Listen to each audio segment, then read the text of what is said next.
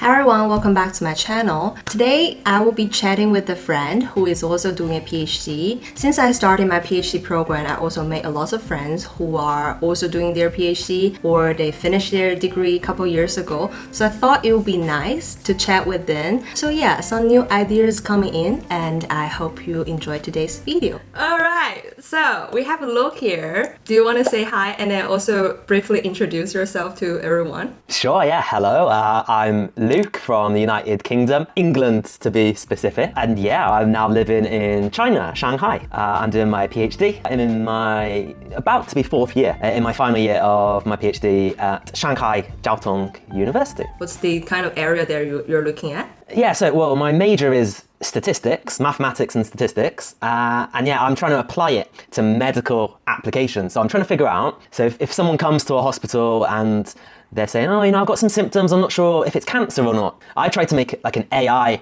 model which can say, yeah, this is cancer, or nope, this isn't cancer, and also maybe how severe it is. So yeah, it's kind of like using statistics and AI applied to medical images. It sounds pretty complicated to me.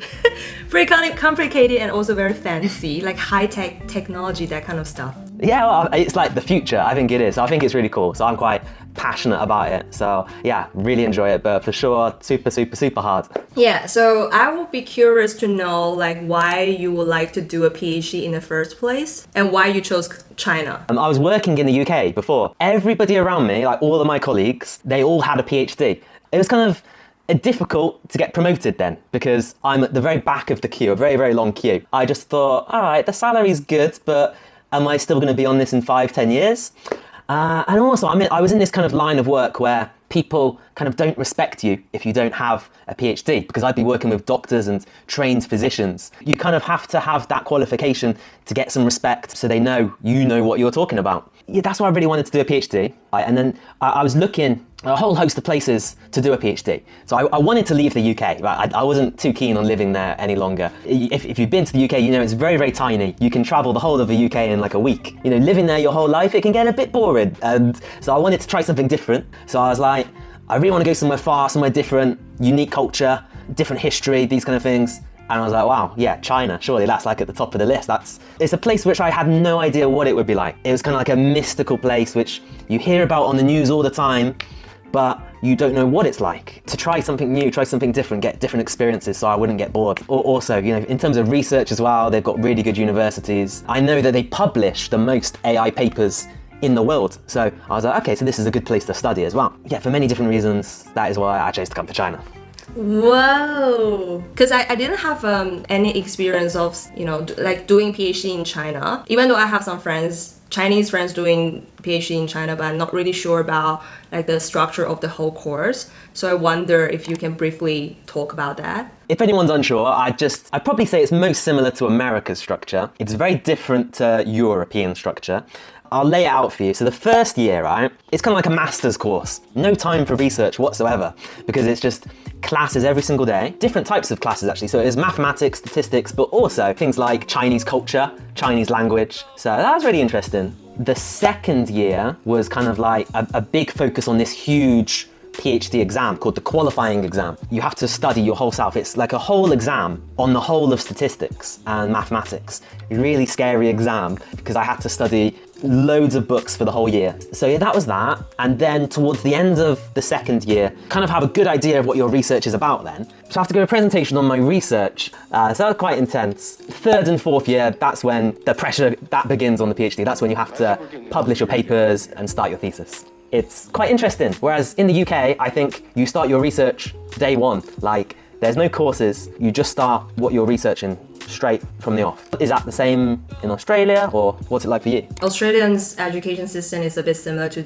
in your home country. The first year is usually coursework as well, but then it's not as intense, I guess, because like my first year I only have 3 or 4 courses in total. I will finish all the courses, and at the end of my first year I also have that confirmation. It's similar to your exam, but not as intense. After you pass the confirmation, the second year will be the time that I literally start working on my research. Because now I'm in my second year. For those who didn't know, so I'm doing media communication for my PhD research. My research involved with human. So to do like research with human, you need to apply for an ethics application. That took me half of the year. So it's a year and a half into my PhD, I can really start working on, like, get hands on my research. Here we also don't have like a requirement for like how many papers that you need to publish. So I guess that's one of the differences between doing a PhD here and in China. How many papers do you need to publish if you want to graduate? Yeah, so I need to publish 2 papers. Well, my professor wants me to do another one as well, so I can graduate with 2, but he really wants me to do 3. So that's a thing. But yeah, everyone has to publish the papers for sure, but it might be a little bit different depending on the department. So unfortunately for me, I've got the hardest one, I think. For mine, it's like, even though we don't have like a strict requirement on the papers, but then I guess you still need to publish something out from your PhD, because if you graduated without anything, like how are you gonna find a job, for example, if you want to stay like in academia? You definitely need papers. True. But do you reckon it's the same if you want to work in the industry then? Probably not.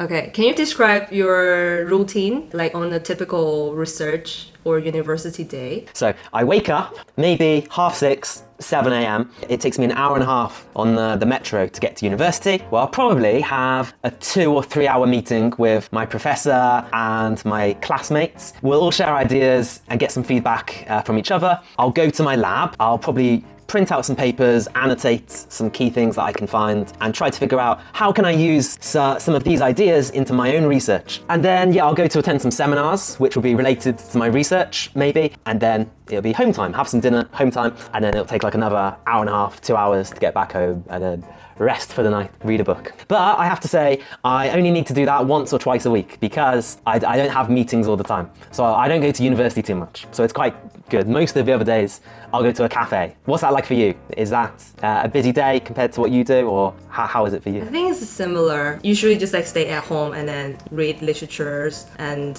work on my writing, and that's it. But I think I don't really have a routine for that somehow, because I got so many things like I need to work on at the same time, and then it's just like everything's just a mess. It really is. You think when you're a PhD student, everything's going to be organized, your mind is going to be really clear, you know what to do. But it never is it? No, I don't know, do you ever get this? Because PhD revolves around your life. So when I'm sleeping, I'll be thinking, like, because that's the time when I can relax, and just like, I'm always thinking of things for my PhD, my research, and then I'll suddenly think of like, oh my God, that's a genius idea. I'm like Einstein, and I'll quickly like wake up, get my phone out, write down some notes. And I do that like most nights, I swear down.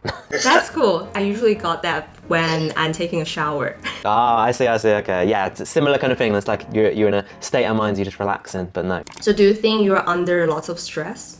Oh gosh, yeah, definitely. Yeah, it's difficult, right?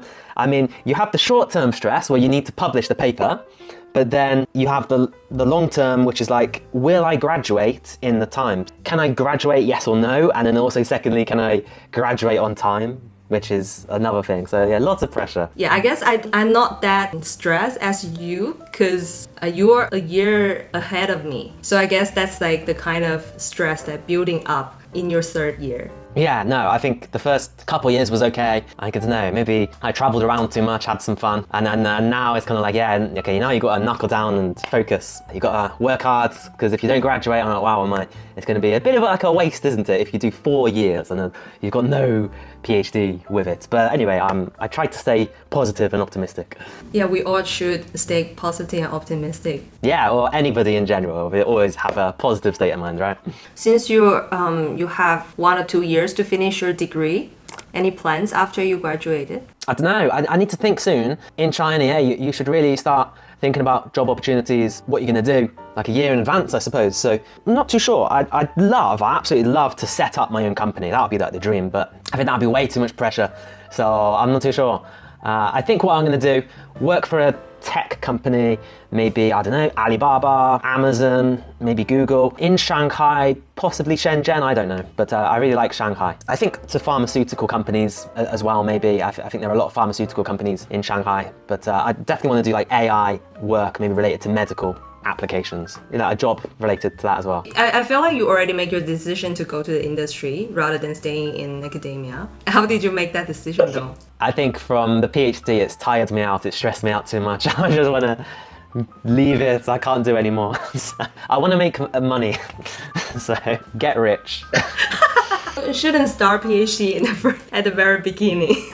I know, but I was unaware. No, I do. I really enjoy it, but I want to try something now. I want to like use it, apply it to some companies. So yeah, I'm excited to start working really. That's great. Sounds like a plan. So we'll see what happens, because who knows what the future holds. Good luck with your research. Thank you, yeah, and you as well. Thanks, Luke, for coming today. Yeah, no, pleasure to be on with you. Thank you very much, and yeah, no, good luck as well with yours. So that's all for today. If you have any questions you want to ask, feel free to leave your comments down below. Hope you enjoyed today's video, and I will see you in the next one.